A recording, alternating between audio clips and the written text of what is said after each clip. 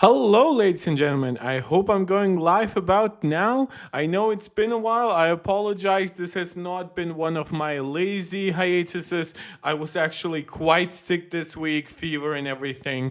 A cough, I can still feel it in my sore throat. So hopefully, my voice will be somewhat acceptable to you and not just read to you like as if I've smoked a pack of cigarettes right before it. Already see we have Angelica in the chat.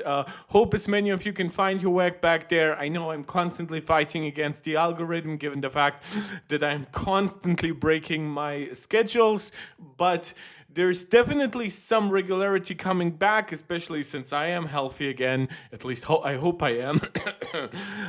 And beyond that, of course, we do have a lot more Apple stuff coming as we transition from iOS 26.3 betas to the official release, to the betas of iOS 26.4, to, of course, new hardware. And this is mostly what we're going to talk about today because thanks to Mark Gurman, who just today published a new Power On newsletter, we do have a pretty good understanding of what we should expect this and next month, and basically throughout the first half of 2026. And to be quite honest, because we know that also gives us a good understanding of what we might expect for the second half of 2026, because discussions about the iPhone 18 family have, of course, been happening ever since I guess even 2023, but definitely since 2024 and 2025. iPhone Fold stuff, OLED MacBooks. So there's a lot to look forward to this year, but we're also looking at a very, very packed first half of 2026. It also coincides with a major anniversary for Apple, of course. So we might be looking at something that's much more ambitious than what we usually see around the February or March, April period of time. As always, before we get fully started, I would like you guys to ask please subscribe to the channel if you haven't yet done so. It always helps us find new people if the algorithm is reminded, hey, there are new people coming in and growing this community. Of course, as always, please like this video if you actually enjoy it. Leave a comment. I love interacting with a lively comment section, getting your agreements, your disagreements, your suggestions, whatever else might be on your mind. Of course, let me know what the stream quality is like for you. I always want to make sure that audio and video and everything is working well. Share it out to anybody who you think might enjoy it. Whenever you catch me live, you can support me directly via super chats or super stickers. Just send them live in the live chat. And of course, you can become a long-term supporter of this channel by becoming a channel member right here on YouTube or a supporter over on Patreon. Shout out to all of our MarkTech Pro Max level supporters. That's Angelica, Steve, Jonathan, and Max. I should be also bringing that up when I post about the channel and stuff like that. So I'll try to grow the community again a little bit more. It's been a little bit more focused on just pleasing our Discord guys. Nothing wrong with that. I love you guys to death, but I'll try to be a little bit more engaged on other social media, at least whenever my work schedule, my private life allowed that as well. That should be about it for now. I'll make myself a little bit smaller so I don't cover up anything on the screen really for you guys. I know you guys love yourself some big Mark action, but that's really not what today's stream is about. Today's stream is about all the hardware we can expect from Apple throughout early 2026. This is coming straight from the horse's mouth. Mark Gurman from Bloomberg, of course, one of the most prolific leakers in the Apple sphere. You guys know I have had my fair share of disagreements with the way he covers certain things, with the bullshit Tim Cook story he tried to get some attention for, but thankfully saner heads did prevail and he didn't really focus on Tim Cook's health issues or anything like that. Seemingly also there are no public signs of Tim doing poorly in terms of health. So, but in terms of reliability, especially given the volume of leaks that he provides, Mark Gurman is definitely one of our best leakers. I would argue that historically, the people who compete with him would be someone like Min-Chi Kuo, who is a supply chain analyst, who has gotten notably worse over the last couple of years. So he is firmly below Mark Gurman for me now. And the one leaker who was always above Mark Gurman for me, who is a display supply chain analyst, Ross Young. He is now retired, but he had an almost perfect track record whenever he talked about display technologies. Some of his display like roadmaps are still somewhat up to date for iPhone Fold, for iPhone 18, and then the 20th anniversary iPhone. So there's a lot of interesting stuff from a lot of people. Of course, we have our fair share of Weibo-based leakers, whether it's Digital Chat Station or Fixed Focus Digital. A lot of people like those, providing a lot of interesting information that over time gets either corroborated by other leakers or gets kind of reputed. So yeah, for now, there's definitely a lot of stuff that we can discuss that feels very believable. So even with Mark Gurman, I will always, of course, tell you to take rumors with a pinch of salt. However, a lot of what Mark Gurman is talking about here is basically also being corroborated by many other sources. It's basically like a summary of leaks with a little bit of more clear-cut statements from Mark Gurman, which is what I usually ask for from Mark Gurman. So I'm not complaining today. There is a lot that he is providing. Thank you, Mark, from Mark. Let's get started. Apple is going to begin a 2026 product blitz with the iPhone 17e, updated iPads, and fresh Macs. Of course, we know that the iPhone 16e launched basically exactly a year ago. That makes the iPhone 17e a very, very imminent product. I know there have been discussions, including from some leakers, that the iPhone E lineup might not be subject to annual upgrades. But to be quite honest, I think if that were the case, Apple wouldn't have called it the 16e, right? Similar to how the iPhone SE existed separate from the main branding, right? iPhone 16e actually exists inside the main branding. We get iPhone 16e, iPhone 16, iPhone 16 Pro and Pro Max, right? Well, now we have iPhone 17, iPhone Air, right? So that's one thing that's not quite like the others. And then we get iPhone 17 Pro and Pro Max.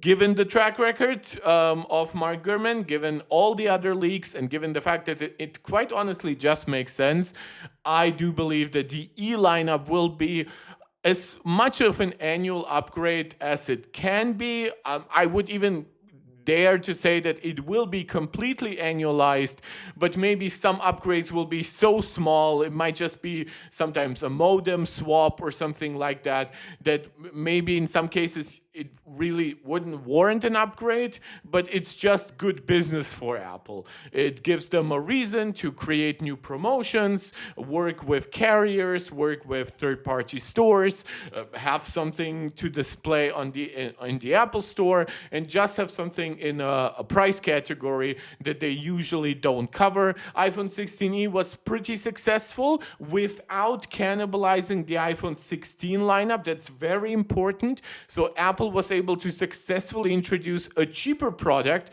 that was still notably more expensive than the iPhone SE, so it didn't totally destroy their average sales price, and it clearly had no negative impact on the main lineup. And there will be some decisions once we discuss iPhone 17e specs, and I suspect in future years, where I think that Apple will keep the device pretty highly compromised in order to make sure that most people will still consider getting a regular iPhone, or of course, if they can afford it, an iPhone Pro. Updated iPads, we're talking base iPad and iPad Air. iPad mini is something we should be looking forward to by the end of the year. And fresh Macs, obviously we have discussed this ad nauseum. M5 Pro and M5 Max, MacBook Pro. there might be some questions about the actual branding of those chips. We'll get to that. And of course, an M5 MacBook Air to put it in line with the M5 MacBook Pro. And then a little bit later, we are looking forward to an M5 Max and M5 Ultra Max Studio, a new studio display. So there's a lot new stuff coming. And thankfully, Mark Gurman actually comments on all of that. There was also a report this week from Mark Gurman about everything that Tim Cook was basically talking to his employees about: immigration, artificial intelligence, the company's 50th anniversary.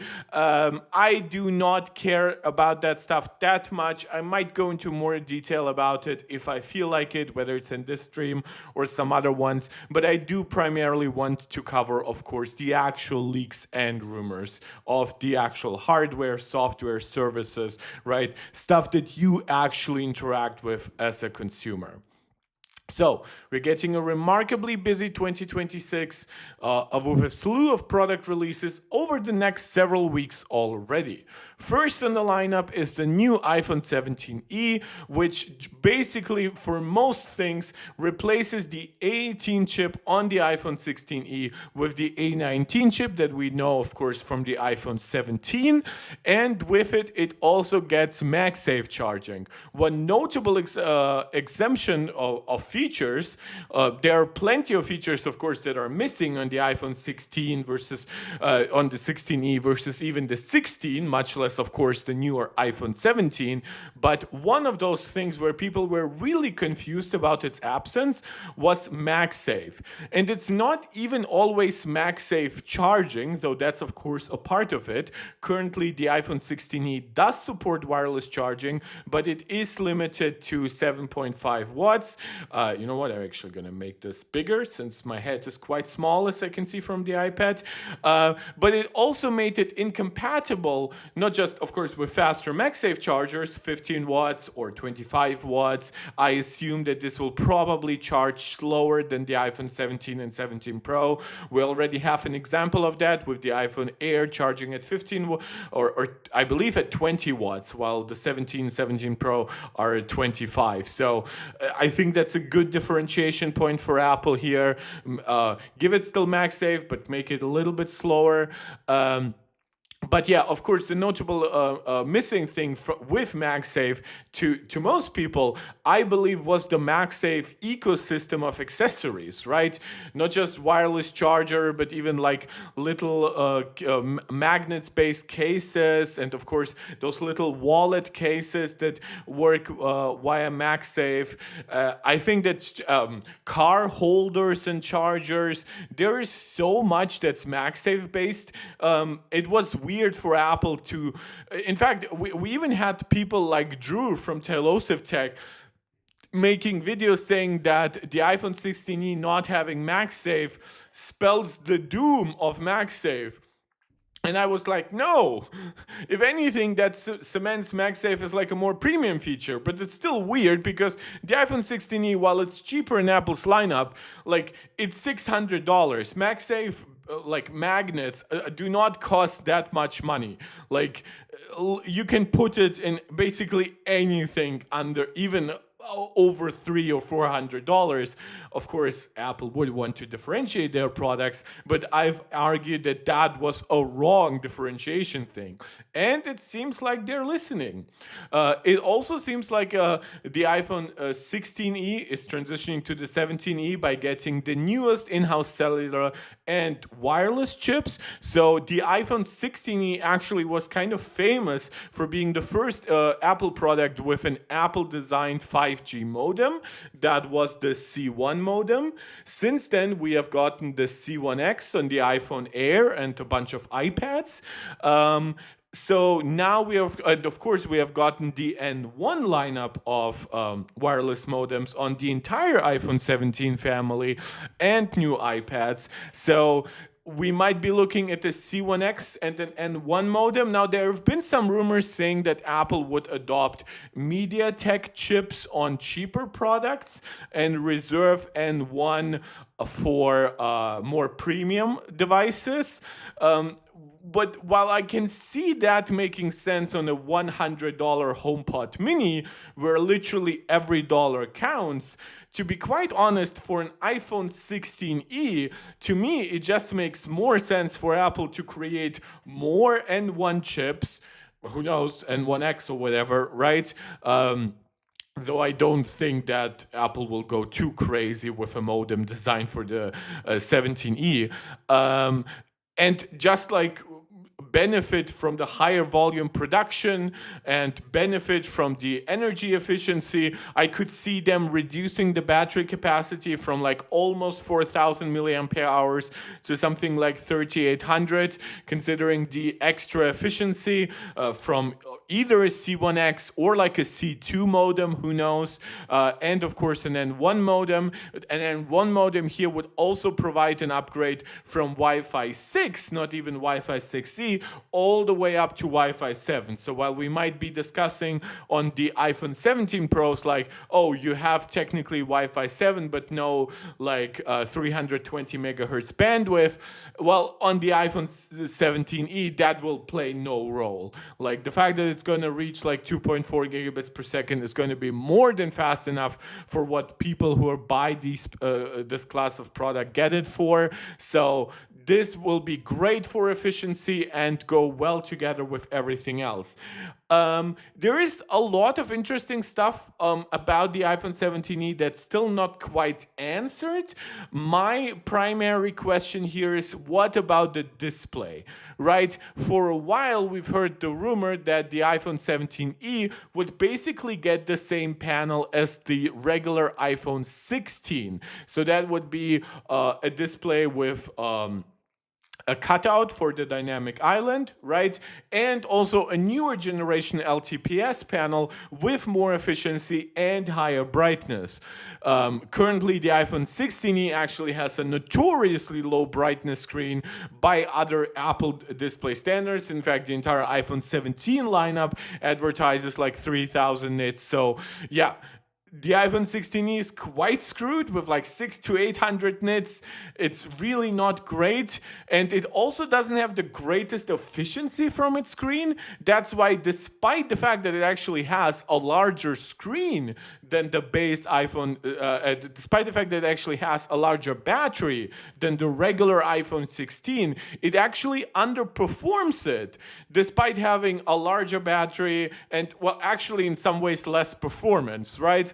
So the higher efficiency of even a better LTPS panel, we are not talking LTPO like on the base iPhone 17. We are not talking Pro Motion. We are not talking variable refresh rate. We are not talking 120 hertz. We are definitely not talking 3,000 nits of brightness, but it would be nice for Apple to get it to at least 1,000 nits, maybe 2,000 nits peak for small periods of time. Yeah, this is one thing where actually, like, I don't mind the notch, to be quite honest. I've always been very much of the opinion I like the dynamic island for the functionality. In terms of actual immersion, I don't really care that much. Like, the screens are plenty big for me, plenty corner to corner. Even the iPhone 16e has, how do I say it nicely? Like, it has acceptable enough bezels, even for me. And obviously on the iPhone 17 Pro, I have way thinner bezels. So the fact that the iPhone 17e could keep basically the same design, that isn't bad for me. The fact that it would keep the same screen with the shortcomings of the 16e, that I can actually see being a direct cost-cutting method for Apple, given the fact that, well, the iPhone 17 most likely has lower profit margins than the iPhone 16. It has a promotional TPO screen. It has 256 gigabytes of base storage rather than 128, which of course also means that the average sales price of the iPhone 17 is probably a little bit lower than the 16, where more people were likely to upgrade to a higher storage variant and pay Apple another $100 or so. With the iPhone 17e, given that it's keeping the same price and seemingly Apple is willing to keep this device pretty compromised. I could actually see it still starting with 128 gigabytes of storage and with a notch display. That will actually make the technological differences between the iPhone 17e and the base iPhone 17 more pronounced than they were between the iPhone 16 and 16e, right? So probably only get the 16e if it's actually on only get the 17e if it's on a heavier discount, if it is like very much carrier subsidized with your contract. So but beyond that, I would still say iPhone 17 is amazing value by not just by Apple standards, but it competes very well against a lot of higher mid-range Androids, and of course gives you all the benefits of being in the Apple ecosystem. So the iPhone 17e will have quite a fight, but I also don't think Apple would wants it to win that fight. Apple does not want the 17e to cannibalize iPhone 17 sales. Instead, they will market it primarily to emerging economies and enterprises where there is a hard cutoff in price. You can offer amazing value for $200 more. You could even argue, well, for $200 more, you get like $400 more features. But if a company isn't willing to pay more than $600 for a device that they get en masse, so probably with like $100 discount per device, it's probably more of like a $500 product. Like, they don't care about promotion, they don't care about storage amount, they just need it to run the apps that are integrated. They probably don't care about MagSafe either, but at least MagSafe seems like a feature that regular consumers who would want this product still care about. And then of course emerging economies, whether we are looking Vietnam, Thailand, Indonesia, markets where Apple has actually done tremendously well, given how relatively low income those countries are, having a device that firmly undercuts the rest of the lineup in pricing, it just makes sense. Apple also could benefit from weaker competition. Alphabet Inc. is set to release a new version of its low-end model, the Pixel 10a. The upgrade isn't expected to add much or pretty much anything. It has the same screen, the same processor, and everything, the same $500.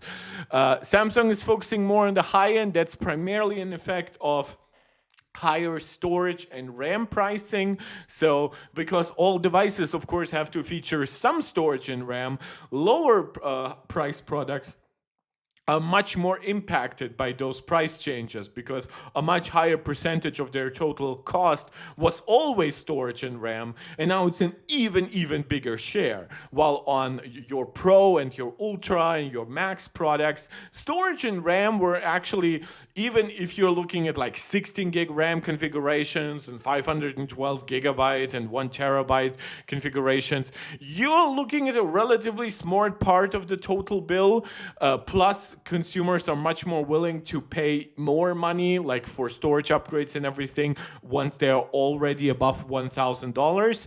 While if you're looking at sub $500, sub $400, these devices will be very much deprioritized this year. Probably get like nominal upgrades where they're just like new in name only. Maybe they will have like a chip refresh, but with a chip that's basically a rebrand of a last year's chip. So yeah, Apple actually has a good opportunity to gain some share in lower cost markets. Now, I do not suspect that the iPhone 17e with a notch and everything will actually be that hyper attractive. But once again, for that, Apple actually wants to push still the iPhone 17. Ani name Z7048, a 17e already, I guess they missed it. Why is Apple going against their usual slow update to the SE series? The difference is that Apple is so big now, and I'll get a little bit later to the quarterly report that they just had like recently. But Apple has so many potential products and customers who will buy those different products. It's kind of a little bit with cars, right? Think about how Tesla started out with Model S, and then eventually they really focused on Model 3 and Y. And you see that even though those cars aren't bad, they are failing to grow their market, right? They've now been dropping like 2 to 3 years in a row almost, despite promising like 50% annual growth. If you look at the lineups of Toyota, VW, even more high-end brands like Mercedes and stuff like that, or even Porsche to a degree, they will have a lot more products in the lineup because they understand people have very different incomes. People have a very different like regional priorities when it comes to size, luxury interior. Some people are more technologically minded in terms of infotainment systems. Some people really care about the amount of raw horsepower your car can give you. And Apple probably realized that in the cheaper market, it makes much more sense for them to be more reactive than they were with the SE in the past. The higher pricing of the E models definitely helps keeps them motivated, right? The SE just became too cheap to care about, right? $400 to even $500 is just so nothing once we consider that Apple pushes Pro products at $1,100, $1,200, and of course with higher configurations up to $2,000. We're looking at iPhone Folds that might start at $2,500 and go up to like $3,000 when configured. The iPhone 17e is a small slide-in upgrade for the 16e. It fixes some things that people didn't like the absence of MagSafe. It gives it some some quality of life improvements, like Apple's new modems, and of course it gives Apple an opportunity to test their modems in another new product. That's very important right now, and of course it gives them another opportunity to leverage A19, so they can have very high orders for TSMC, get a little bit of a discount for the mass orders. They can better utilize binned products, so maybe you don't have 5 GPU cores on it, but 4, something like that. So there are a lot of compromises that actually play into Apple's hands, and why we are going to get the E lineup on most likely an annual upgrade cycle rather than the very infrequent, like 2.5, 3 year cycle that we saw from the SE lineup. Beyond, obviously, I also would suggest actually that the base iPad is kind of like an SE product, right? It gets much less frequent upgrades, but now that Apple has pushed its pricing at least a little bit and has found some good compromises, Apple also seems to be willing to upgrade it a little bit more frequently. So we're seeing Apple being a little bit more attentive to the lower end spectrum of their products. Of course, their Pro, their Max devices will always get more attention unless you are the Mac Pro. Then you sit in the cock chair in the corner and watch everyone else get M4, M3, you get Ultra chips and Max chips and 512 gigs of RAM. But for basically everything else, whether we are talking iPhone, iPhone Pro, iPad Air and Pro, MacBooks, of course, Apple's higher end devices tend to get more attention. And let's continue that way. According to Mark Gurman, updated iPads are also coming soon, including a refreshed entry-level model and iPad Air. iPad Air models is a better plural. For those holding out for design changes, though, prepare to be disappointed. I don't think anyone really was. There's little new coming to the iPad family this year other than faster processors. So we're looking at the base iPad being updated from an A16 chip with 6 gigs of RAM to an A18 chip, which most likely will get 8 gigs of RAM. The iPad Air is moving to the M4, given current RAM and storage configurations and pricing. Unless Apple increases pricing on this, I actually don't see them changing anything about RAM and storage. I could see it being 8 gigs of RAM, just as the M4 iPad Pro was, which would also allow them to basically just reuse that memory, and to have 128 gigabytes of base storage, which will of course motivate a lot more people to buy the 256 126 gigabyte higher configurations, the 512 gigabytes and stuff like that, especially if you're using this for school with a lot of documents over time, if you are actually willing to use that M4 chip in a more intense way and play some games or try out Apple's new Creator Studio applications.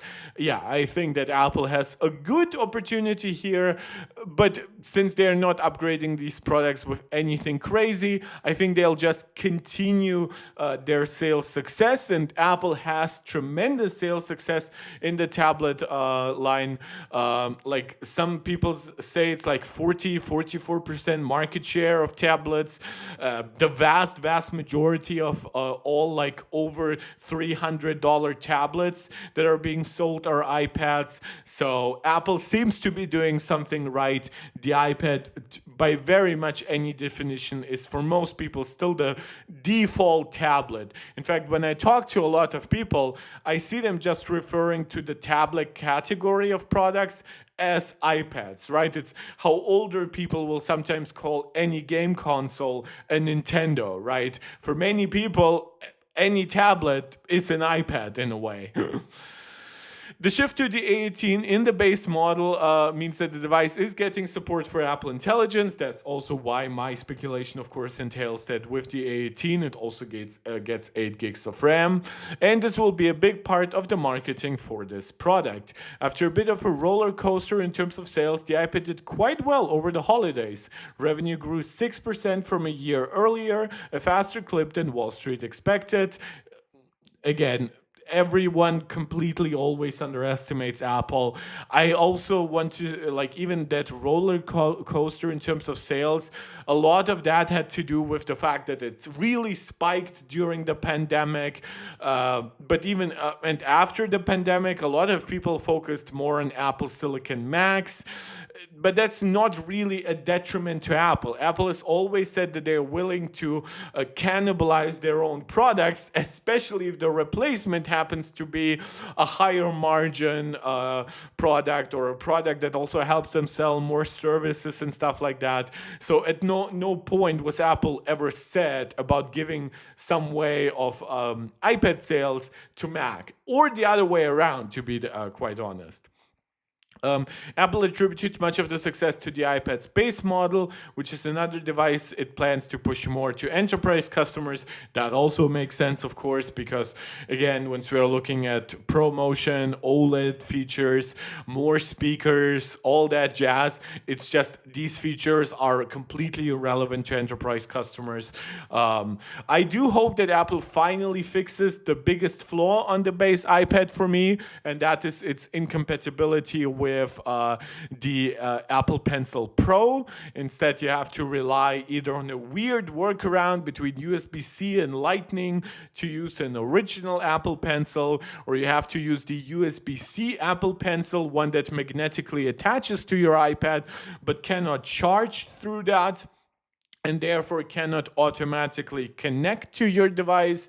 That's complete bullshit to me. Just make it Apple Pencil Pro compatible, fix the weird magnetic situation on the top, and you'll get a lot more Apple Pencil Pro sales out of that, believe me.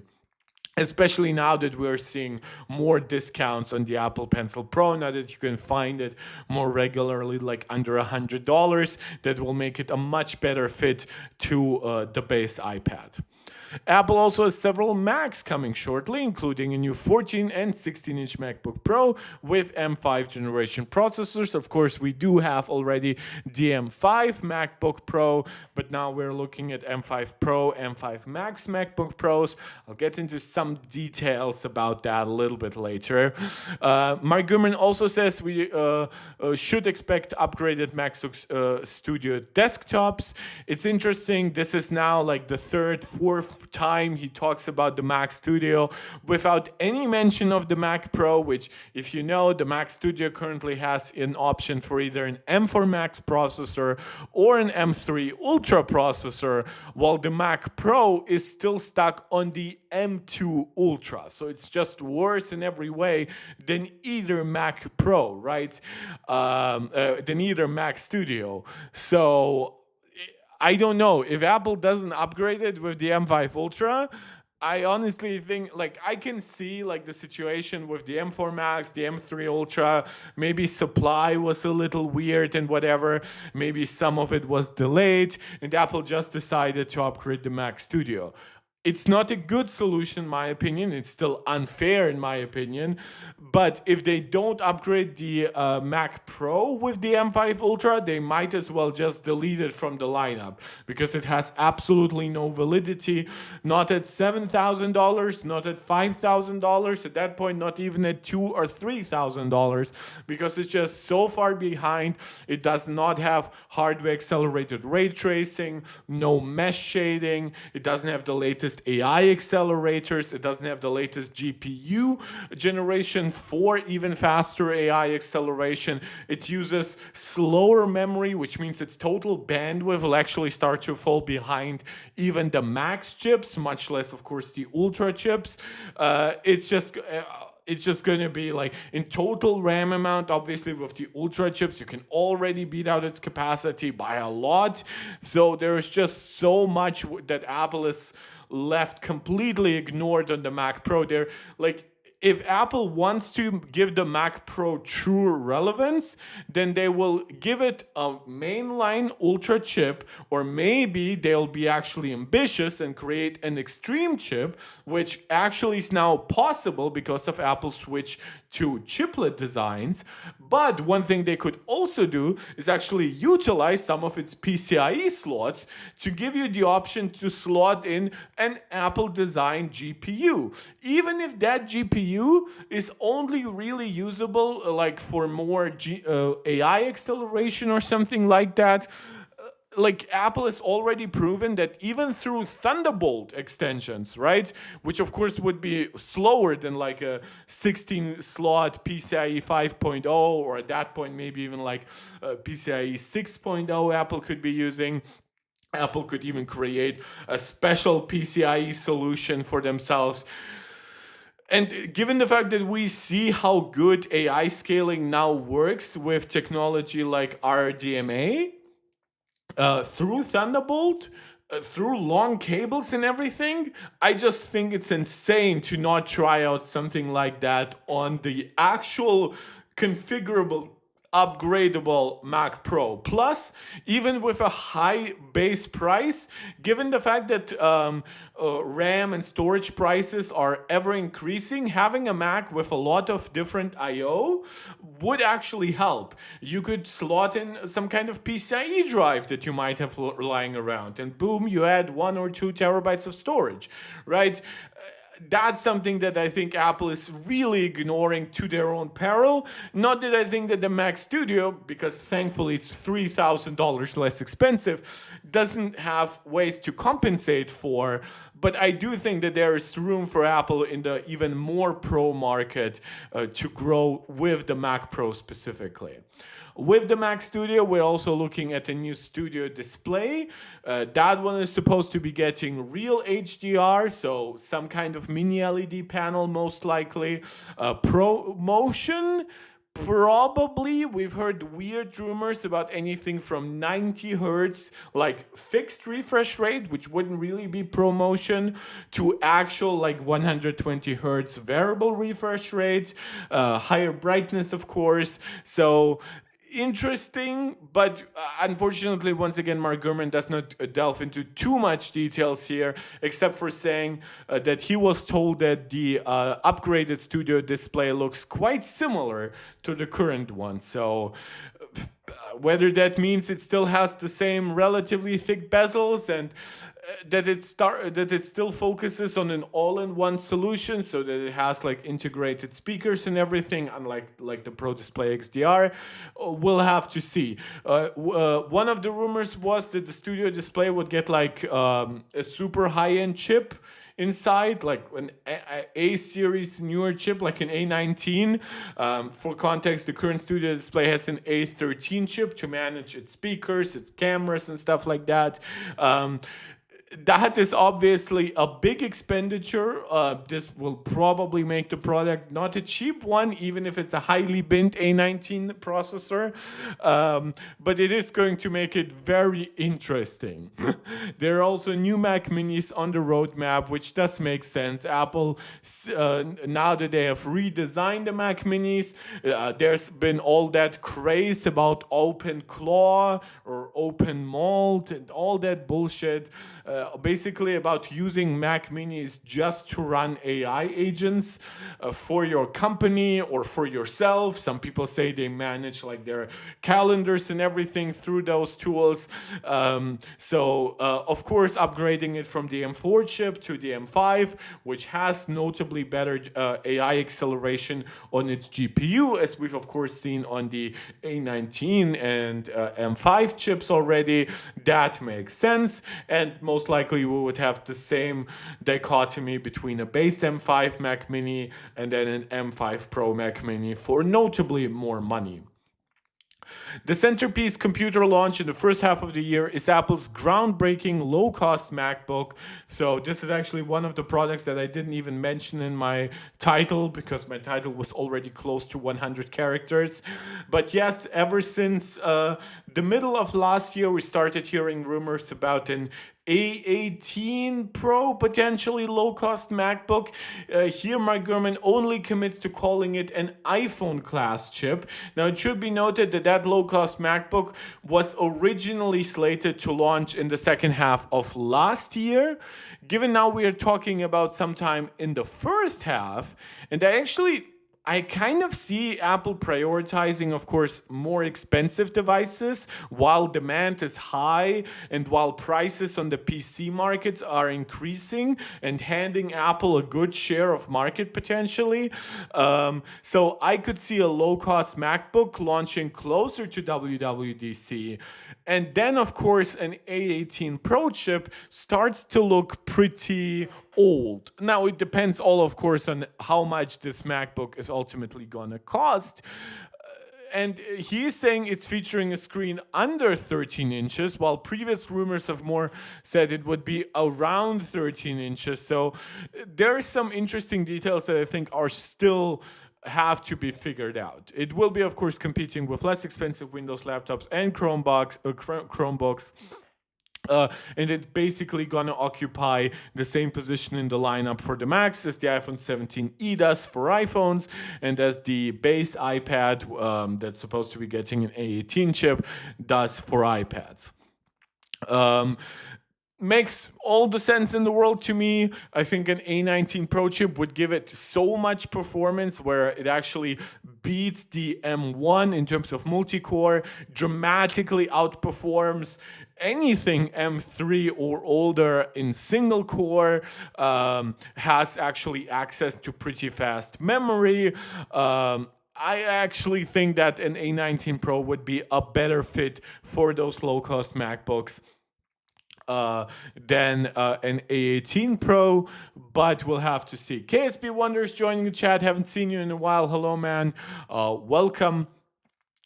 We've been at it for about 40 minutes, so I feel good about reminding you guys, anyone who is here, whether it's live now or watching afterwards through WODs, please like this video, subscribe to the channel. We have Riley joining the chat. I probably should refresh my YouTube because my live view counter cannot be correct. Okay, yeah, it was definitely too low. Now that I see you guys coming in. Like the video, of course, that helps tremendously. Comment in the live chat, consider leaving a super chat or a super sticker, that helps tremendously, or consider becoming a channel member right here on YouTube, and of course beyond all that, consider joining our Discord where you can interact with our great community. Thank you so much. Now that we've talked a lot about hardware, which is funny because all of you who are joining now actually missed it, guys, I should probably ask you, is it better for you if I start an hour later than I did today? Like, basically for me, I started at 5 p.m. German time. You can translate it to whatever time that is for you. Is it better for you usually if I start at 6 p.m.? because I know some of you are tuning in from the US, obviously 7-8 time hour difference. I know some of you have work, even often on weekends up until late hour. So is 6 p.m. a better starting time most of the time for you? Just let me know. So beyond hardware, let us transition to talking about software. And this is actually where I'll give some kudos to Mark Gurman, because while he's usually very tight-lipped about concrete timelines, today he's actually providing us with a bit more concrete data. Barring, of course, more delays, but yeah, which of course has been the story of Apple Intelligence in many ways, unfortunately. But he is promising that we are getting iOS 26.4 in the coming weeks, which of course is not a big surprise given that we did get iOS 26.3 RC just very recently. It's either going to be like the coming week or the week after. Now, to those of you who consider Sunday as the start of the week, then it's this week or next week. We're going to get iOS 26.3 officially, but 26.3 is very much a refinement update. 26.4 is when we are getting the long-awaited Siri update.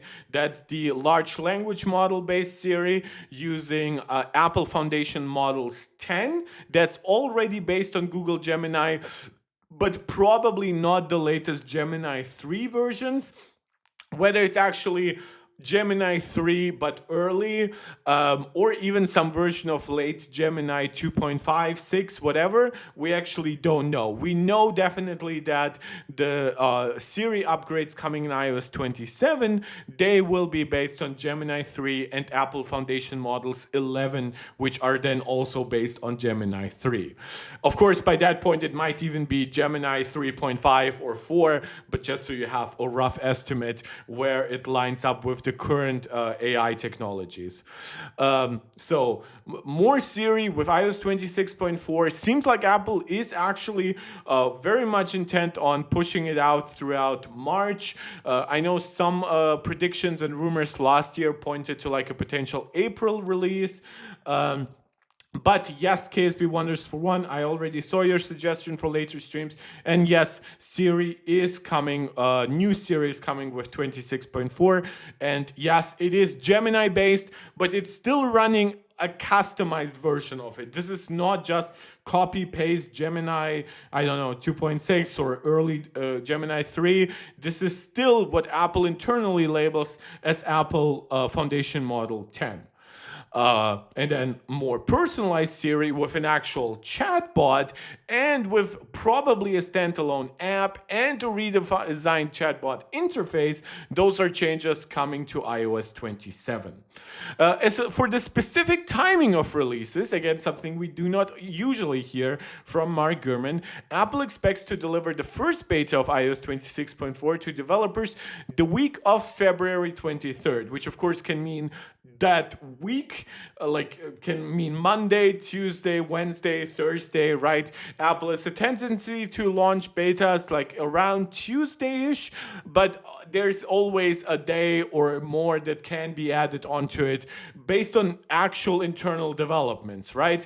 Now, it should be noted that this is the first beta of iOS 26.4. It doesn't actually have to mean that we are getting the first beta of the new Siri. If you remember the beta cycles for iOS 18, and then eventually getting a beta for iOS 18.1, while the betas for iOS 18 were still happening, Apple can differentiate between like an actual OS release and then some of the services and features that are inside that OS release. So it might take until like beta 2 or even beta 3 for us to actually get access to the new Siri. The new MacBook Pro, so a bit more hardware, but here actually connected to a software rumor, is that they are tied to the macOS 26.3 cycle that, according to Mark Gurman, runs through March. Now, this is a very weird way of putting it because, yes, of course, macOS 26.3, we are likely getting the final version of 26.3 next week. But we could be getting still some 26.3.1 or point 2 throughout March, right? So I assume that's what he means by that. But he also says that a product launch is currently slated for as early as the week of March 2nd. So my suspicion is that while it won't come out right with macOS 26.3, it's still gonna come out right around the cusp when macOS 26.3 is out for a week or two, while the first beta of macOS and iOS 26.4 is out.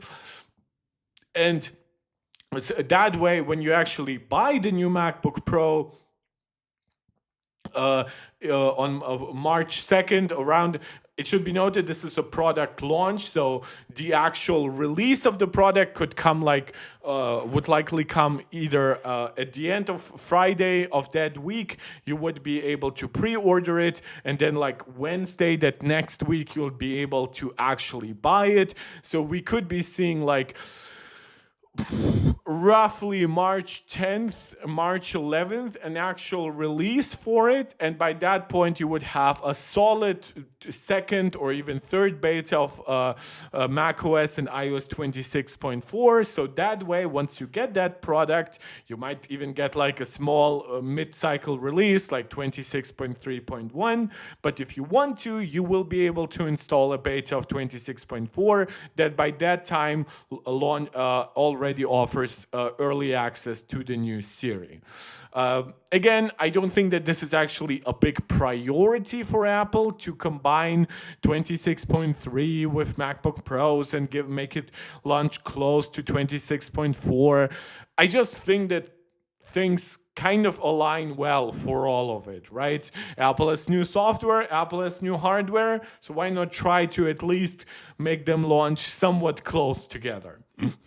Looking toward the back half of the year, the headline items include Apple's first foldable iPhone as well as the new iPhone 18 Pro and Pro Max. So it's very much now confirmed that the base iPhone 18 and the iPhone 18e are going to come out together in early 2020.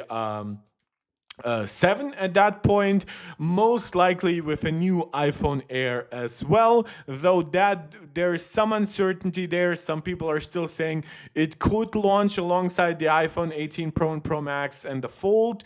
Some people are saying it's very much launching with the cheaper devices, which could actually line up well with the prediction that Apple would lower its price.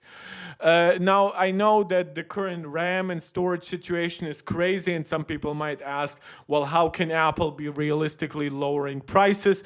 Well, the iPhone Air has very high profit margins. It has one camera, even if it gets a second ultra-wide camera, that's not a lot of extra cost. It has a very small battery. It has a single speaker. There's plenty of room for Apple to either drop prices or add new features, and to be quite honest, they could even do both. They could drop the price from $1,000 to $900 while bumping up battery capacity a little bit through the use of new technologies like silicon carbon. They could give us a second camera, and that would still be a good, and of course an A20 chip, and that would be a solid enough upgrade for Apple that would still have decent profit margins. That's at least how I see it. It wouldn't really, in my opinion, cannibalize anything from the Pros. If it cannibalizes anything from the base model, then Apple won't be angry about that because it's a more expensive device. So basically we have a couple of things where we are not quite sure when they're coming out. One of them is actually a new MacBook Pro featuring an OLED screen. To be more precise, it will be a Samsung-made tandem OLED screen. So we are talking the same dual-layer OLED technology that improves brightness, improves efficiency, reduces burn-in risk, as we have gotten starting with the M4 iPad Pro. That will be a tremendous upgrade. We even have, I believe, one Lenovo laptop that has roughly the technology you should expect from this. And interestingly enough, Mark Gurman also commits to it having touch support, which is a rumor that we've heard now for a while. It will require user interface changes, to say the least. So one might argue, are some of the less popular changes in macOS Tahoe laying the foundations for a touch interface? To be quite honest, I do not really fully see it, but it will be interesting. um, it does make me wonder if there are some form factor changes, whether Apple might make it into an actual convertible or something like that, or will have some crazy hinge to give it like a floating display, like the Magic Keyboard accessory allows the iPad to work. Otherwise, I don't really see touchscreens as very much something that is good on laptops. It adds thickness, it adds a layer of extra glare, it adds cost to something that I don't think really pays for that. Yeah, overall, I'm not quite keen on the touch support idea, but definitely very much excited about getting tandem OLED. I am running an M1 Max MacBook Pro that I think will run me about until M7 family. Maybe if this is an absolutely amazing upgrade and has features never before seen on a Mac, I could consider buying that. If it has a touchscreen and actually in some ways replaces an iPad, maybe that will be my reason to upgrade both my M1 iPad Pro and my M1 Max MacBook Pro simultaneously, but just kind of unify them in one product. But we'll have to see. As Craig Federighi, of course, said during a WDC of like, are we merging iOS, iPadOS and macOS? Are we merging iPad and Mac? No, I still think that Apple will hold to that, but there will be an interesting time where we'll have touchscreen on Macs and we might get an iPad Pro foldable where like it might have a small 13-inch mode, but then once unfolded, it would have like an 18-inch, like a 3:2 aspect ratio screen or something like that. So very much bigger than the 16-inch MacBook Pro. So that will create interesting overlaps between iPads and Macs, where you're gonna wonder, do you want macOS that has touchscreen? Do you want an iPadOS that has a lot more Mac features? At least one or the other has to happen, or these products are going to seem very compromised. Now, and this is something, again, that I didn't want to focus that much, but hey, Mark Gurman is regurgitating, all of his previous discussions here. KSP saying, what move should Apple make to get you to upgrade from my 17 Pro Max to the 18 series? What move should Apple make to get you to upgrade? Well, for me, to be quite honest, I'm not sure if Apple could really do anything that like forces me, quote unquote, to go from a 17 Pro Max to an 18 series device. I guess the only true outlier here is the iPhone Fold. But then again, the iPhone Fold will also have some compromises that I'm not too keen on, like only 2 cameras rather than 3. And unfortunately, the second camera is going to be a camera I care much less about, the ultra-wide, rather than the telephoto. I much prefer the second camera to be the telephoto, but telephoto is a more expensive and a much thicker camera system, so that makes it a poor fit for the Fold. The battery increase that's rumored for the iPhone Fold is nice, but then again, I also always carry around the 10,000 milliampere hour Anker external battery that also supports MagSafe. So I'm really not limited in terms of battery life on my 17 Pro Max. Overall, like, honestly, I don't know if Apple can do really, like, I guess the processor could be like 2 times faster, which it won't. But even then, like, realistically, my iPhone 17 Pro Max is not too slow for anything I do. And if I need more performance than what's in my iPhone, I probably would need it in a new form factor, like at least an iPad and more likely something like a Mac. So it's hard to predict what could like result in me upgrading my 17 Pro Max.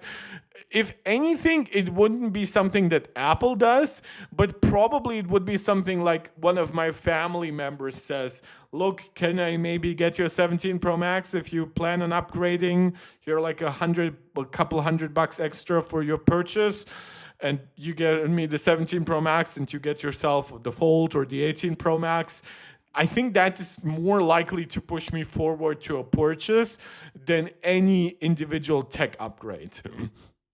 So, Tim Cook talked to his troops. He talked a lot about, of course, even like his own role, because the company is nearing the 50th anniversary in April. As you know, Apple was kind of founded as like an April Fool's joke.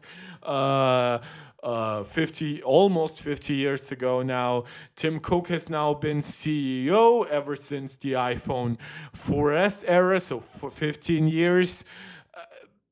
It's gonna be like a round number that might be a good opportunity to leave. Tim Cook has been a little bit on the hot seat recently because he seems close to the Trump administration, which of course is currently going through record low approval ratings for the economy, for its handling of immigration communities, the murder of 2 U.S. citizens by immigrations and customs enforcement. So there is a lot. Tim Cook has promised to be also more outspoken again and to advocate more for immigrant rights with the Trump administration. So yeah, there was definitely a lot. He was mentioning to the people that he's deeply distraught about the immigration issues in the United States. He's saying, I've heard from some of you that don't feel comfortable leaving your homes. Obviously, Apple is a large employer in the United States, so probably employs a good share of people who are either undocumented immigrants themselves, or who might have undocumented immigrants as friends or family members, or they might just be Latino and people with strong accents, or they might just be very anti-ICE and would be targeted by ICE, even just as protesters and stuff like that.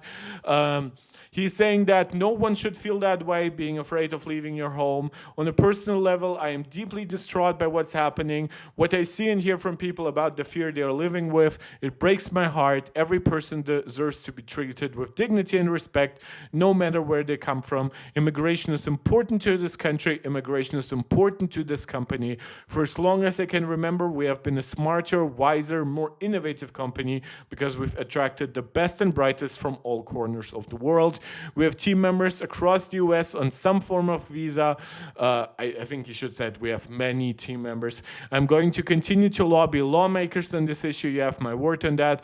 I've always believed in dignity and respect for everyone, and I'm grateful to work at a company where we all share these values. We stand for education and expanding access to opportunity. We stand for privacy, protecting the environment. These values have always guided us and always will. Now, to be quite honest, I should add to that Tim Cook deserves some criticism for going to that stupid Melania movie showing. But speaking of Apple more directly here, right, because I do not want to make this just political, right? Apple has been one of the few big tech companies who hasn't rolled back diversity, equity, and inclusion initiatives at the company. So they've refused to bow down to any political pressure. Apple has stayed outspoken on things like LGBT rights and civil rights for African Americans. They, of course, keep celebrating things like Black History Month and Martin Luther King Day on their website, which these days gets a lot of woke backlash on Twitter and shit like that. They did not bow down to any of that. Apple, of course, has kept their investments into like historically black colleges and schools in the United States. Apple has even shipped like the Black Unity bands and wallpapers for their Apple Watch. Apple has not politicized their engagement with the European Union. Like they very much disagree with the regulatory pressure around the Digital Markets app and things like that, but they did not make it a Europe versus US fight. They just said, we disagree, we're going to get you, we're going to put you to court, we think it's bad for business, we think it's bad for innovation, and it's up to you to prove otherwise and or to force us ultimately. And down the road, they've always complied thus far with new issues. They have not like demonstrably left the EU or any other market. They also have stayed committed to privacy. For example, they pushed back against anti-privacy and security measures in the United Kingdom, even going as so far as turning off certain iCloud features. So yes, Tim Cook definitely sometimes talks a little bit out of both sides of his mouth. He definitely is trying to lobby the current US government to keep tariffs low, to keep taxes low. I understand all of those criticism, basically collaboration, whatever. But Apple, out of all the big tech companies, like one thing, for example, Apple is the only big tech company that's currently still staying true to their environmental promises. Everyone else, Microsoft, Google, Meta, they've all gone back on their long-term promises about green energy. Not that they've entirely abandoned them, but they've pushed them back. Basically saying, oh, we need to build more data centers, we need energy to power those data centers. Down the road, we're going to build like fusion reactors, thanks to AI, who are going to power those data centers. But for now, we're going to need more coal, more gas, and whatever, right? Apple has not gone back on any of those promises. So plenty of stuff to criticize Tim Cook on. Overall, I still think Apple is by far the best of these companies on so many issues. They can always be better, and we should be pushing them to be that. But I think some of the outrage that you see on Twitter is very much poorly informed, very reactionary and stuff like that. Apple has acquired Q.AI. I always forget which letter it is, right? I always want to say XAI, but that's of course Elon's bullshit. Z, of course, Z is not a great letter with all the Russian stuff and whatever. So Q.AI, an Israel startup with technology for interpreting facial movements. Tim Cook actually talked about that acquisition, which is quite cool. AI is one of the most profound opportunities of our lifetime. I truly believe there's no company better positioned to let our customers use AI in profound and meaningful ways. So again, not just big chatbot, big data center, but actually like well-integrated, meaningful ways. We're embedding it across all our products and services. We have the best silicon, best software, and best products. So a lot of confidence here. You can argue whether NVIDIA's hardware is technically better for AI acceleration, but then Apple's hardware tends to be more efficient. Really doesn't matter. With over 2.5 billion active devices, we unquestionably have a huge advantage in the space. This is one advantage that I also always mention about Google, because I know some people have all said like, oh, OpenAI is going to eat Google's breakfast. They're going to replace Google search. And what did Google do? Well, they integrated some form of Gemini into Google search. They've been like increasing Gemini engagement that way like 5 to 10 fold in a way over like the last year and two. So I think down the line, Google is probably the company that's going to have the biggest AI impact across the world, while I think that Apple's AI integration will ultimately be the most personal, most well-defined inside products. We're excited more and more people are using the power of Apple Intelligence. One of the most popular features is visual intelligence, which is actually interesting. Like, this is one thing where I see people complaining about like camera control is a button, right? I understand it's not perfect with the swipe gestures and everything, but visual intelligence obviously is a quick shortcut to the camera or your third-party camera app of choice, but it's also a shortcut to visual intelligence, and seemingly that feature is quite popular. Tim is also mentioning that there's a more personalized Siri coming this year. Our software teams have been working incredibly hard on that. Now, of course, the Siri effort, Siri specifically is now being run by the guy who made Apple Vision Pro, while all Apple Intelligence efforts are now being overseen by Craig Federighi directly after Gianandrea was pushed out. There is a guy who technically replaces Gianandrea for like model work and stuff like that, but he and the new Siri guy report to Craig ultimately. Tim says he's very excited about the progress they're making, and they're making huge investments. Obviously, Apple promised like $13 billion of investment for this year for AI. Other companies are promising up to $200 billion of capex, capital expenditures. That's when we're looking at Amazon, and Meta is not too far behind. Google is not too far behind.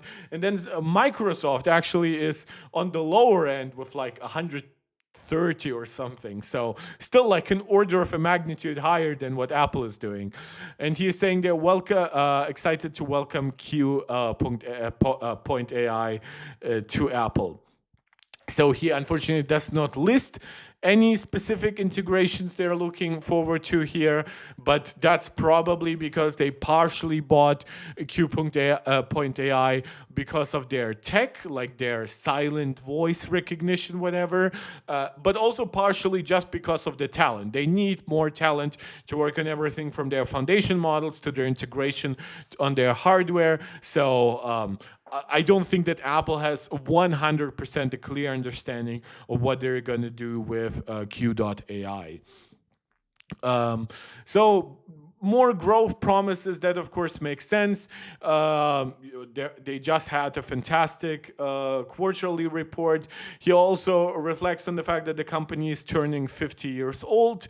And he wants to mark this moment a little bit more. They've been going back through old archives, old photographs, going back through the products, the services, the people. He's struck by how Apple has changed. So hopefully he's actually gonna give us a good look of that, like give us a good collage of everything, maybe launch some kind of physical product to celebrate that 50th anniversary.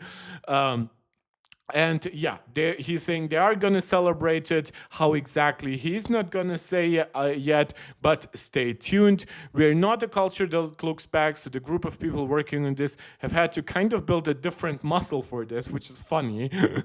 So our muscle is always about what's next. We've really had to work hard on this to get in a reflective state, but when you really stop and pause and think about the last 50 years, it makes your heart sing. It really does. I promise some celebration. So that's something that you should expect for April, of course. With that, of course, don't forget that with April, that's by the time when 26.4 and the new Siri will be already out. There will be products like the new MacBook Pro that will be already out. So will Apple launch any kind of new product? Like they could launch the new HomePad. It's kind of like a new category of product to sell alongside the celebration, or the celebration will just be like a visual book or something like that. Now, one thing that I actually wanted to celebrate, and I usually, of course, don't celebrate internal cancellations at Apple or something like that, but similar to how I celebrated Gianandrea leaving, I actually think that this is a really good development, and I know some people want to disagree. These people have no understanding what they're talking about.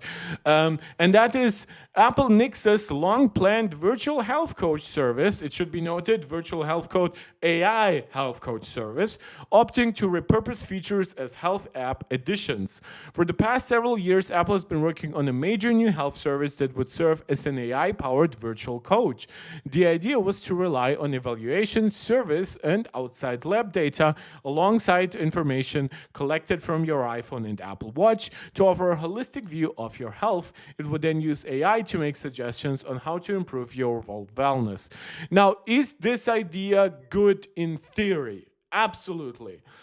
Is the current technology of large language models, probabilistic AI, like non-deterministic ML, good enough to work with potentially very sensible data? Don't forget, Apple has also a lot more data than a lot of other companies, like your heart rate, your blood pressure, right? That's on top of like the regulars, your height, your weight. Down the road, Apple, of course, could be integrating something like a body composition measurement system, so they could potentially, and of course, integrated with already existing solutions for it, like those body tracking, like scales that you can buy for home, right? How much muscle do you have? How much fat do you have, right? All of that data together in the health app can provide probably a more comprehensive understanding of your health, especially if you add like some lab data from, like, let's say once every 6 months or so, you go to your physician and you take like a regular like blood screening or whatever. That is probably a more comprehensive understanding of your health than your actual physician has, right? So why wouldn't you want it to be analyzed? Well, the answer to that is that AI is simply not quite there yet, especially when we are talking about potentially smaller AI, like, and not very focused AI. Like, for example, ChatGPT from OpenAI recently got integration with Apple's Health app. So you can kind of import your health data to ChatGPT, and ChatGPT is going to give you kind of summaries and recommendations for your wellness, like what we are discussing here. The question was, how good would that be, right? Now, maybe it wouldn't be quite as good as a more hand-tailored solution from Apple, but ChatGPT arguably has better models than Apple, right? And they have way more cloud compute to run all that stuff. Well, it turned out that the answers, because as I've mentioned time and time again, the current generation of AI is completely probabilistic. It does not have defined outcomes, right? It's not deterministic like Apple's prior machine learning efforts. So what happened is that ChatGPT was hallucinating for once. Now, that might be better from model to model, but then it also, if you talk with it, it was willing to basically go back on its own analysis, right? It could give you like, oh, your wellness is like an 80 out of 100 or something like that, or like your physical age rather than your regular age, right? Your physical age is much older, and then you give it the same data again, and you force it to reevaluate it, or you give it like some kind of verbal counter argument, and it rethought its answer, right? And those answers could be like by a factor of 2, 3, or 4x, like divided, right? It could give you like a score of 80 and then like a score of 30, and it's like, wait, what kind of medical, like, as you guys know, I'm from the medical field, right? What kind of numbers are you using? What kind of like formula are you using? Benveni joining, saying that's so true. Thank you for the agreement. You guys know that I've been critical about overanalyzing health data here on this channel. I've always said that personal well-being can be a much better understanding of your health than trying to focus on like every little bit of like how fast do you run, what's your endurance and whatever, right? And one of my pet peeves has been sleep scores, right? Where I have always told people, look, a sleep score can be fun, right? If you actually feel like you're not getting enough sleep, if you're tired throughout the day, if you feel like you're falling asleep throughout the day, if you feel like you're constantly waking up throughout the night and it actually starts impacting your mood and mental health even, right? Go to a doctor, right? They are very professional sleep analysis where you'll get like a rectal temperature probe during it and everything. It's quite quite intrusive, but it gives them all the data that you need. We have a very professional health analysis lab like that here in Berlin, Germany. And I've always told people, because I've seen how in depth, quite literally, the approach to measuring sleep is, that doing it with your watch is fine and fun. But if your watch tells you your sleep score is 80, right? And you actually feel very rested throughout the day. You feel very fine. Your work is doing well. You're doing well in personally. Your libido is not reducing. Your lab parameters in the blood are all okay. You're not gaining or losing weight or anything, right? Or you're losing weight if you want to, or you're gaining maybe muscle weight, right? Fucking ignore that sleep score. 80 is still good, right? Probably the most major reason why your health score isn't perfect is because most of us still use our phones and tech before going to sleep, right? But that was still with a deterministic model analysis, right?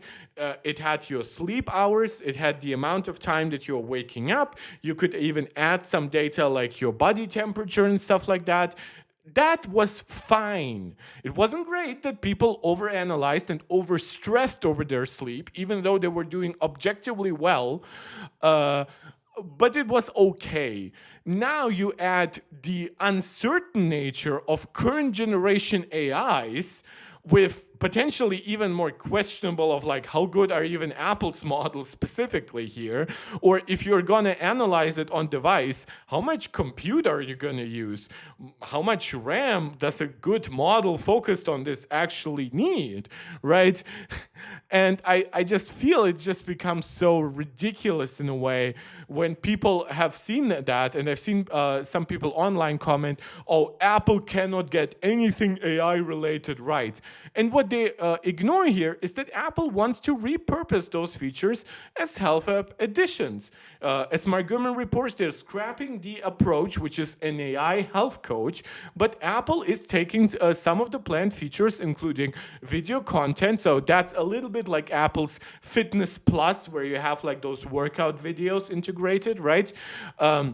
And they're apparently created by a studio in Oakland, California, and putting them in the health app. That's great. If Apple, for example, wants to put something like, it's called progressive muscle relaxation, right? If, for example, if you're experiencing stress, there are specific movements of your body that you can make, even like a little bit of meditation that objectively, like, it's not like voodoo or anything. It really helps. It brings down your blood pressure. It helps reduce stress on your neck and everything, right? And with it, stress on your literal head.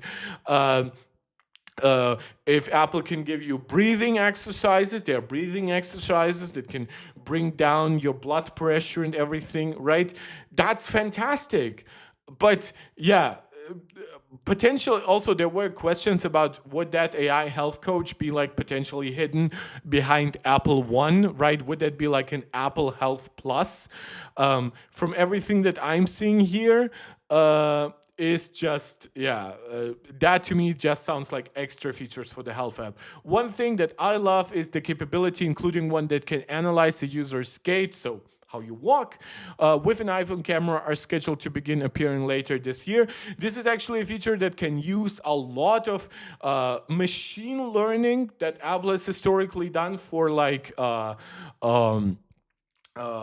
for computational photography, even for like portrait mode to differentiate foreground and background, to measure height and width. Obviously, Pro iPhones have the LiDAR scanner for even more precise measurements. One thing that, for example, an iPhone already could let you do is, for example, measure if your legs are of a different height. So a lot of people who have poor gait actually suffer from a leg length difference, right? So one leg is like 2 centimeters longer or something like that than the other. You need special shoes.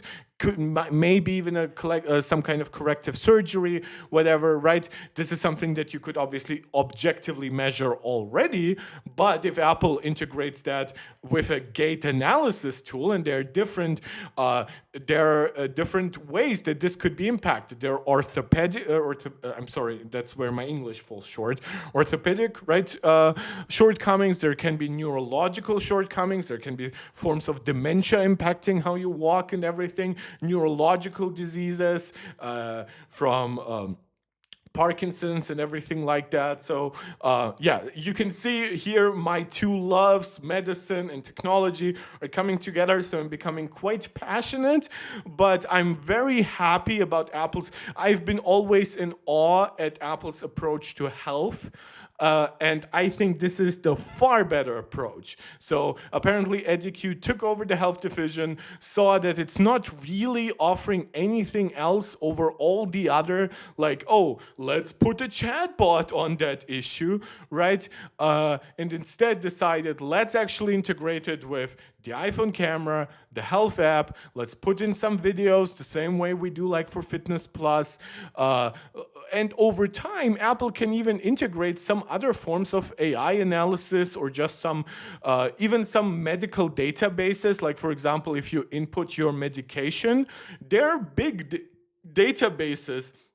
Now, most of the stuff is paid for, but there are, I believe, very much open source free versions of those that give you like interactions between different medications. So if Apple could combine not just like, oh, you're taking medicine X and medicine Y, and they interact like that together. But if Apple could then objectively combine that also with your height and weight, and have like a good deterministic model tell you this is good, this is bad. I know that stuff exists because I use those kinds of apps at work. So yeah, that's going to be interesting and something that I would love to see. Apparently, speaking of other services, the future of Fitness Plus is also under review, and there's no telling what will end up happening there. If I were to guess, Apple will ultimately meld its health app with Fitness Plus in some fashion. I could see that happening. I don't necessarily see them merging the actual apps, but I could actually see them kind of like cross-referencing each other more, and having a bigger focus on like fitness as overall health, and having a bigger focus on like your objective health data in Fitness Plus. So I could see it's kind of how like reminders and notes and calendar entries and timers, all of those things can kind of interact with each other or kind of fit similar purposes. I definitely could see that happening. Perhaps offering it as a combined subscription. Yeah, Fitness Plus is probably a very high profit margin service. So if they add more stuff to it, I can see that being very much worth it, especially if they don't increase the price. Beyond all the new smart rings and fitness-oriented watches available, OpenAI just launched a ChatGPT health service, which is interesting. He mentions that, but none of the actual reception by people, which to a large degree is, hell nah, I'm not giving ChatGPT my health data. And hell nah, what the fuck are these the results? Yeah, this is where my shortcomings with Mark Gurman come into play, where I think he's just not very curious about other companies other than Apple. Like, we see that whenever he mentions like all the people that are leaving Apple for Meta and OpenAI and Google, whatever, right? All the AI engineers. But then we have like really big losses. For example, Qualcomm recently lost basically their number one and number two in a way of the guys that they bought from Nuvia, right?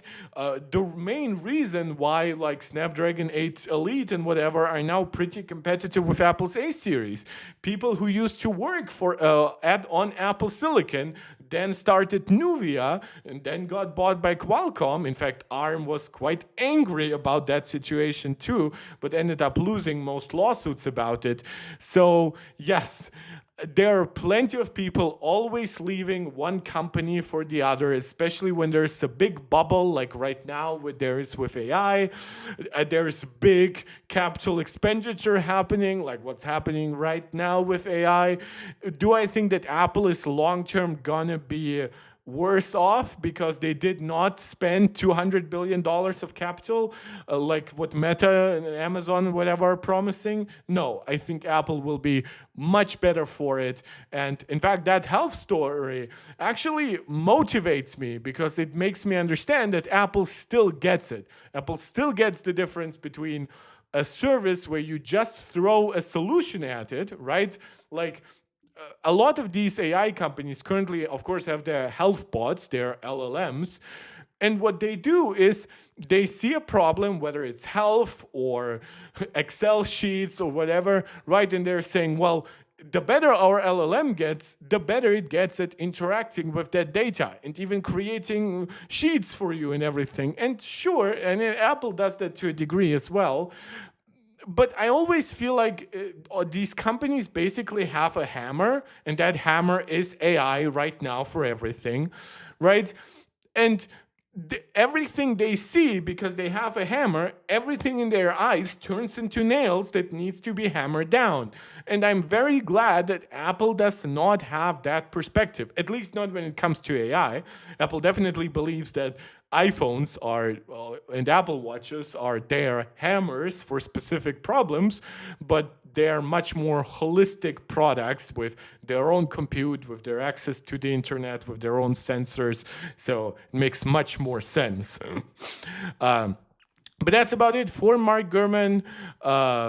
What's new in 26.3? So that's the Q&A at the end. Some iOS to Android switching. By the way, Google just announced that they're going to be bringing AirDrop compatibility to more Android devices other than just Pixels, especially starting with like Android 17. But yeah, otherwise it's a small upgrade. Does Gurman think Apple's design team shakeup will lead to user interface changes? Of course, Alan Dye left for Meta. There's a new guy in charge.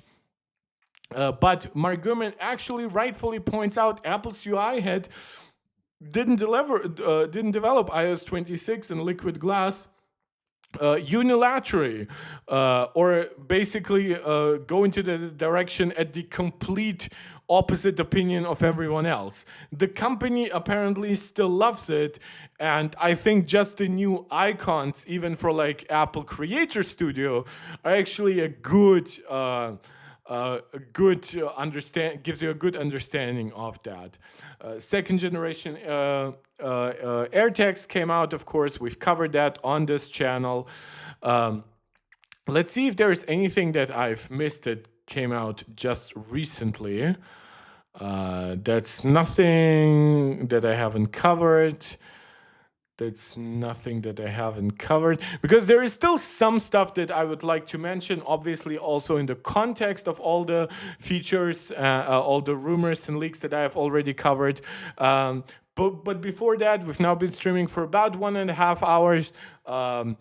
I'm really glad that my health is allowing this. So please, if you're watching this, whether live or as a watch afterwards, and you're enjoying this, please leave a like, comment live. I love interacting with a lively comment section, but also comment in the regular comment section and help out a brother with the algorithm that way. Subscribe to the channel, share it out with anybody else who you think might enjoy it. If you catch me live, leave a super chat or super sticker to support me directly, or consider supporting this channel directly in the long term, whether it's here through YouTube channel memberships or through Patreon subscriptions. And of course, join our Discord. Plenty of ways to interact with our community. You'll find the link to that in the description of the channel as well. Now, we've talked, of course, about the new MacBook Pros coming. So we are talking basically about 2 generations of MacBook Pros potentially coming this year. The M6 OLED generation with a redesign at the end of the year, or potentially really early next year. given some shortages for everything right now, anything could happen. Given pricing challenges, small delays might happen. So Apple could just want to have more pricing pressure on supply chain, whatever. But of course, up until next month, we are getting the M5 generation of MacBook Pros with higher than base M5 chips. But what's interesting is that in the release candidates for iOS and macOS 26.3, we actually got references to new chips, and those chips actually do not correspond with an M5 Pro and M5 Max. They correspond much more with a potential M5 Max and M5 Ultra. So we have the chips H17C and H17D. Or their SoC IDs T6051 and T6052. And given the history of the naming of chips, they are much more aligned with Max and Ultra chips rather than Pro and Max chips. Or like one of them is, of course, the Max. Interestingly, there's no M5 Pro chip in it. That could still mean it was just missing whatever. Like this is just validation code. But one thing that could symbolize actually is the fact that maybe Apple, there will be a rebranding for higher end M5 processors. So one thing that could happen is Apple, for example, just skipping a Pro chip or using it in a very different context, and then instead we get a much more configurable Max that kind of covers the ground of the current Pro.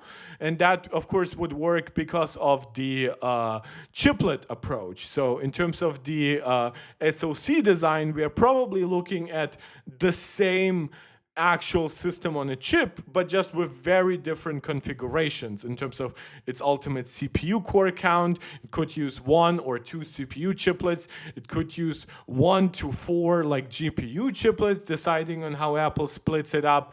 But it could still be basically the same SoC. And that's why we might not have a Pro chip, because we might instead just get a Max, but with far fewer chiplets, right? But it could also just be that the M5 Pro is missing just in that code. And ultimately, it could also mean that even if the M5 Max is the only die that we get in laptops, the only SoC, but in terms of branding, we might still get... You guys see? Now my voice is starting to go away. But in terms of actual software, the chip would still be addressed as an M5 Pro, given how many chiplets it has, how high it clocks and all that stuff, how much memory it has, how much memory bandwidth it has, right? But that's one interesting thing. I know some people have jumped to the conclusion that that means we are going to get M5 Ultra on the MacBook Pros. I don't think that's happening, especially not if we get an M5 Ultra. That's just going to be a rebrand of a high-end Max chip, in my opinion. Like, I don't think we're getting anything with like 80 or more GPU cores on the MacBook Pro. At least not until we get like an 18-inch MacBook Pro or something in the lineup. Now, there's a little bit more hardware stuff. Obviously, we talked a lot about stuff that we're getting in the first half of the year. Now, let's talk about stuff that we're getting in the second half of the year. First is the rumored battery capacity for the iPhone 18 Pro Max. Supposedly now over 5,000 milliampere hours for the model with the SIM slot, and over 5,200 milliampere hours for eSIM models. So that's anywhere from like 120 to like roughly 200 milliampere hours more. Of course, consider pairing that with an A20 Pro chip that has 2 nanometer, that has WMCM packaging for its memory to make it much more efficient, a C2 or C2X modem, N2 modem, N2X, however they're going to be called, and differentiated between higher end and lower end products. There is a lot that will go into making this device have a long battery life. Plus, one thing that is rumored for the iPhone 18 Pro family is an LTPO Plus panel. So that's a panel that's supposedly, well, LTPO, it's continuous, of course, ProMotion, variable refresh rate, all that stuff. But part of it is higher efficiency that also leads to higher brightness. So if you're using it at the same brightness level as before, that could give you potentially, of course, much more battery life. For the iPhone Fold, I know I'm going through some of this stuff now relatively quickly, but to be quite honest, that's because most of it is relatively small. Apple is rumored to be utilizing a better form of protection for the iPhone Fold's foldable internal screen. They want to avoid any kind of the issues that, of course, the original Galaxy Fold has. But even the newer versions with their ultra thin glass, they're still very much subject to easy scratching and stuff like that. And this is why usually foldables get much more generous warranty coverage for screens, knowing that these screens are much more prone to damage. And apparently, according to multiple industry sources, this is coming from DLEC, Apple is reportedly considering both PET film and transparent PI film as protective materials for the UTG ultra-thin glass of its foldable products. Apple's consideration of transparent PI film as a protective layer over the UTG, unlike Samsung Electronics, appears to be a differentiation strategy. An industry insider explained transparent PI film is more expensive than PET film, but its higher surface hardness makes it much more scratch resistant. So apparently Apple just wants to have a much less scratchable cover over the glass, because as you know, Samsung uses like a PET, polyethylene terephthalate. I'm sorry, these things are really hard to pronounce if you've learned chemistry for all your life in German. While Apple is using to add an additional polyimide or imide film. Oh man, I could be pronouncing this so much better in freaking German. Nothing too crazy here. We've been getting a lot more understanding of like the better hinge design and stuff like that. The extra like titanium layer that's going to be under the display to make sure the crease is less pronounced or even goes away entirely.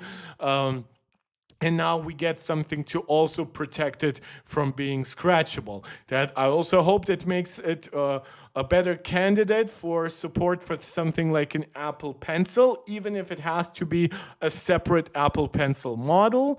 But this is something that I don't like being a shortcoming on like the Galaxy Fold.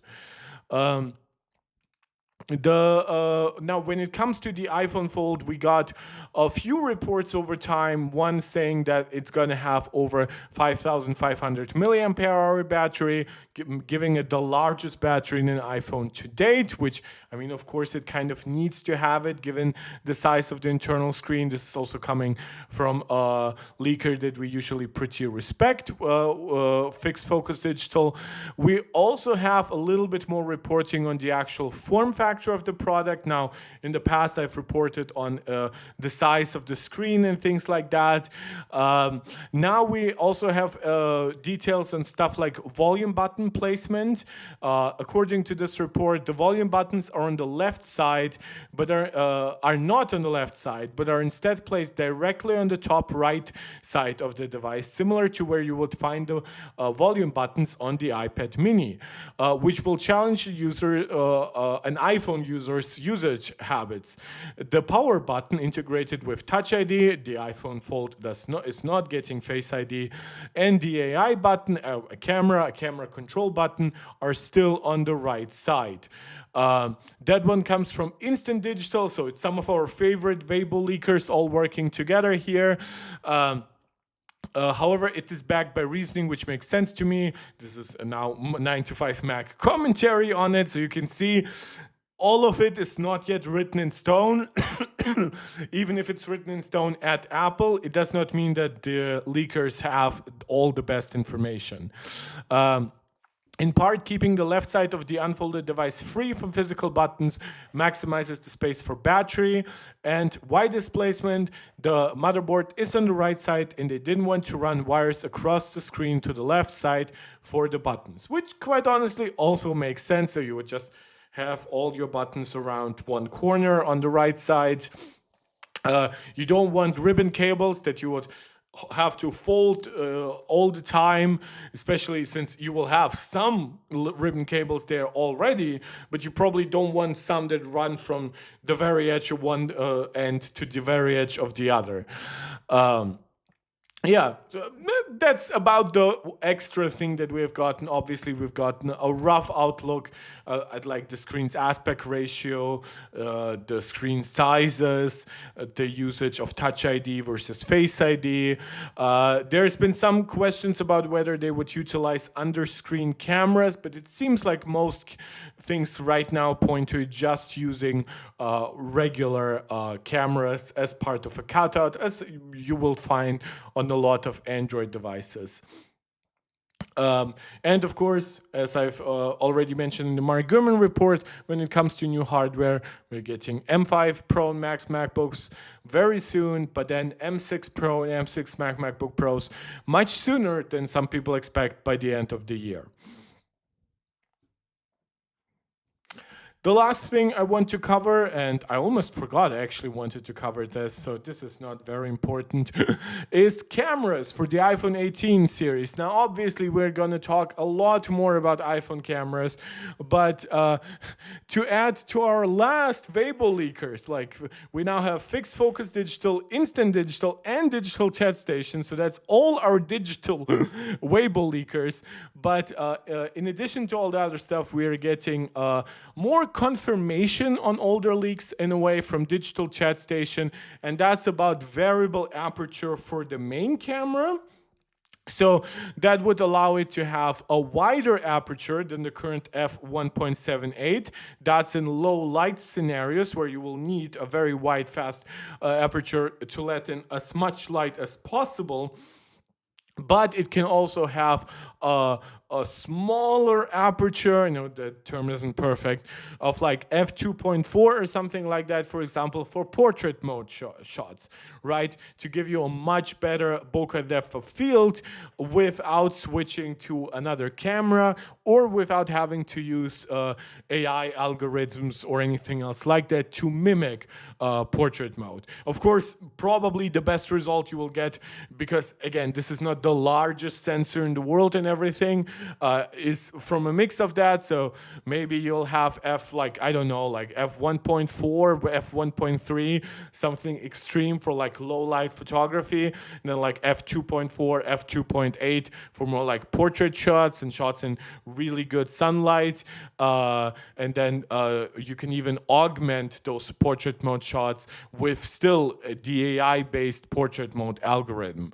The other one is that it's not going to be variable aperture, but it's going to be a much wider aperture than the f2.8 aperture that we have on the current telephoto camera. Obviously, we got a larger 48 megapixel sensor on the iPhone 17 Pro and Pro Max, but it's still a pretty small sensor with a not very wide aperture, so it doesn't have all the light it needs. And supposedly Apple will allow it to collect much more light onto that sensor with a quote-unquote better aperture, whether we're talking f2.4, f2.2, who knows, maybe all the way up to the f1.8 that we usually associate with the main camera. We, of course, have f1.6 on the iPhone 16 and 17 main cameras, but coupled with a smaller sensor. So a lot of interesting stuff. Not much mention of a better ultra wide. That camera to me is absolutely the worst one on the iPhone. In fact, one of the cameras that recently completely overtook to me the ultra wide in terms of actual usability is the selfie camera. And that selfie camera is currently a 24 megapixel sensor that has some pixels cut off because of how its main mechanism worked that allows it to use it in either direction and everything. Now it's rumored to be actually full 24 megapixels with the full sensor available to you. Whether that will mean you'll just have a wider image potentially, or you'll actually get higher pixel density in a way, that remains to be seen. But yes, supposedly we could be getting a camera upgrade quite quickly. And interestingly, given how it's all built, there's actually rumor to suggest that we wouldn't even need a new sensor for it. We just would need a new like camera setup, optical setup around the sensor, and just give you the full sensor that was already there. So that's something that definitely seems workable for me and very interesting, and it's some way where Apple can add value without breaking the bank on their own part. Now, the one thing about the iPhone 18's cameras that I don't think is unfortunately think it's going to happen is that in addition to variable aperture on the main camera is a teleconverter, or I call it variable zoom, basically, on the telephoto camera. So instead of having a fixed 5x zoom, instead maybe you could get like a variable zoom anywhere from like 3x to like 7 or 8x or something like that. We see some solutions like that on like Sony's cameras and things like that. Usually they don't work very well, and the physical just apparatus on top of it is quite complicated, quite expensive, and usually comes with a very big trade-off with the fact that the sensor underneath it has to be really small because of how like the light gets focused on it. I'm not sure that Apple is like reasonably far along in that kind of technological development to bring this technology this year. Plus, with all the price increases, again, storage, memory, 2-nanometer chip with TSMC increasing costs on every one of its node, much less, of course, its newest node. I just don't see Apple going crazy with every single like camera feature. What I see is them giving us a variable aperture in the main camera. I don't even see them giving us a larger sensor, to be honest. I see them as giving us a wider aperture with the same sensor on, maybe a faster sensor, but still the same size. Sensor for the telephoto. I see the ultra wide being basically unchanged, and I see them doing some tweaks on the front camera to give you an even better front camera without actually increasing cost to the production of it that much. That's how I usually see Apple. They're quite smart, and in those ways they do not rush out to overspend either on us or even internally on capex. So you'll have to decide for yourself if you like that or not. And right now they have to do some crazy negotiations with NAND and RAM providers. So yeah, they'll definitely try to find ways to keep pricing as much down as possible. Obviously, we know they have some other cost increasing components in mind. Like, for example, the M6 iPad Pro is rumored to be getting a vapor chamber cooling system. Of course, the M6 MacBook Pros are rumored to be getting a redesigned tandem OLED, potentially vapor chamber in the cooling, together with active cooling. That's going to be a very, very, plus then 2-nanometer chiplets. This is all going to be a very expensive setup. Apple also, they're going to use 2.5D stacking with like M5 Pro and Max and Ultra. They will be switching to full 3D stacking with M6. That's going to drive up cost more, going to make them suspect to potential like supply chain issues and stuff like that. So don't expect Apple in the next 2 years to like introduce revolutionary technology left and right, because if they do, they will make us pay for it, believe me. They've been very good in the last couple of years to not increasing prices, especially not like randomly, not without like introducing really like game-changing features. Like the last time, obviously, it happened On the iPad, it happened with tandem OLED. Yes, somewhat recently, of course. On the iPhone, it happened with OLED on the iPhone 10. Ever since then, all pricing changes have been very reasonable, in line with inflation, and sometimes even beyond that, by like giving us, for example, 4 times more base storage than that. Yeah, so I'm not gonna praise Apple for giving us the highest value ever. Obviously, when you look at some of their RAM and storage pricing, it has always been a little ridiculous. This is one of the things that allows them right now to eat a bit of margins and not increase pricing, while the likes of Dell and things like that have to do it. I do also want to talk about the new Dell XPS laptop, but given my voice and everything else, I'll try to do that during the next stream. I'll see when I'll be able to stream next. Now that I'm slowly coming to an end here, we've covered a lot, and honestly, I have no idea how to add timestamps to a video where it's mostly just like analyzing Mark Gurman's newsletter. But regardless, I mean, I'll try, maybe tomorrow, like on the way to work. But thank you so much for joining. I know it's really hard to find the videos because the algorithm just stops recommending them the moment they become somewhat irregular. I promise you they will be more regular going forward, and I promise that throughout February and March I'll be covering as much as possible of this stuff. By late March I'll be more busy, and then throughout April I'll be very busy, but I'll still try to make time for like a once a week stream or something like that at the very least, and usually twice a week. So thank you. And now that I have Final Cut Pro and all that stuff through Apple Creator Studio, maybe I'll try to cut a smaller video or two occasionally, but I'll have to see like whether or not it really even vibes with the Well I Do content. Thank you guys again. Hopefully you enjoyed the big Mark action at the very end. As always, leave a like if you enjoyed the content, subscribe if you want to see more, share it out if you think there's somebody in your family or friends who will also enjoy it. Comment live, comment in the regular comment section. Let me know what else you would like to see me cover next.